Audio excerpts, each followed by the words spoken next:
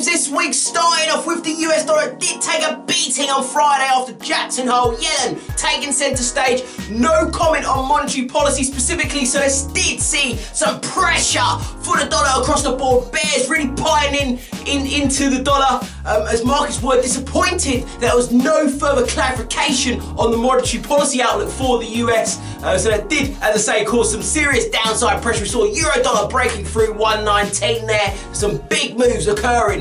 In terms of this week, then market participants will be looking for a bit of a pullback for the US dollar. A couple of key data points to be wary of. We do have one US GDP, so the advanced reading expected to pick up this time around, as in terms of economic indicators, we've seen good consumer spending, so retail sales surprisingly strong over the last few weeks. We've seen a pickup in industrial output, and also the regional manufacturing for some states in the US has really picked up, so that's looking encouraging, and numbers expected to see a big bounce back, which could provide some strength for the US dollar. We're looking for anything positive to see a bit of a pullback for the greenback. Elsewhere, we do have the labour market data. If you recap from the last reading, we saw a nice strong number for non-farm payrolls, and also a drop in the unemployment rate, and a pickup in average earnings for the United States of America. And at that time, if you remember that week, guys, at the beginning of the month, we were coming under a lot of selling pressure for the greenback.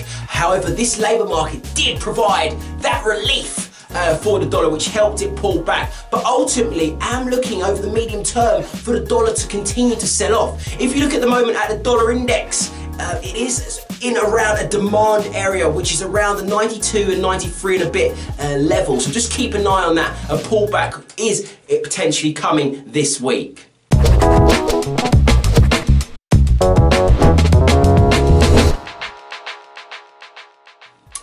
Over in Europe then, we did see a large amount of euro strength on the back of Jackson Hole. So initially the euro provided a big boost if we're looking at euro dollar on the back of Janet Yellen disappointing the markets. But then Draghi, when he spoke, he didn't express any concerns whatsoever about the strength of the euro. He didn't mention it. So that did really help the bulls flock into the euro and pushing it higher, firmly above 119 at the close on Friday, which is solid. That's really encouraging for the euro. And in terms of his comments on QE, well, he did say still needed at the moment, just given where prices are, but he did say it has worked very well in terms of stimulus for the Eurozone. So this did help with the euro strength that we did see.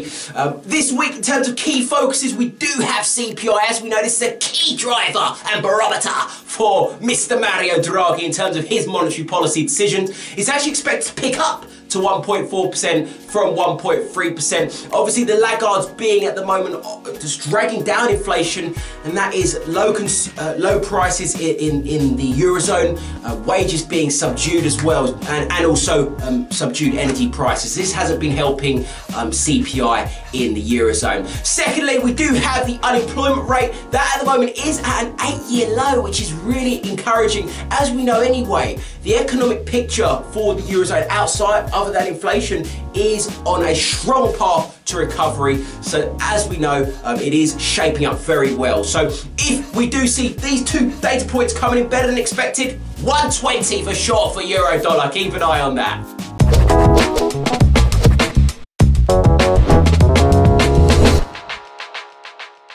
Looking over in Canada then, we do have this week the Canadian GDP data. It's expected to drop slightly or expand less than the previous, to 0.1% from last month's reading of 0.6%. It has been growing at 7 consecutive months, guys. Canada is really shaping up well. We're seeing a pickup in consumer spending, the labour market that is looking good, and also we're seeing a rise or creeping higher of inflation, really encouraging for Canada, and the pace of strength that we're seeing for the Canadian dollar is quite incredible. One of the real outperformers across the majors against the dollar, if you're looking at specifically. So be aware for that. If we do see a stronger reading for GDP, expect that south movement for Loonie to continue to gather some pace as we eye up 120 to the downside. Very lastly, looking at the UK, there's little in the way of key economic releases for Britain then.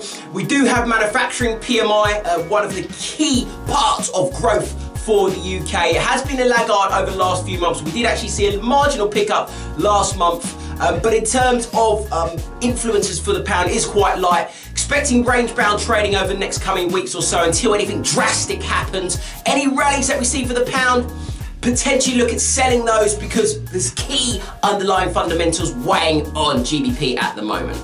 Other than that, that's it from me. Have a smashing trading week and thank you.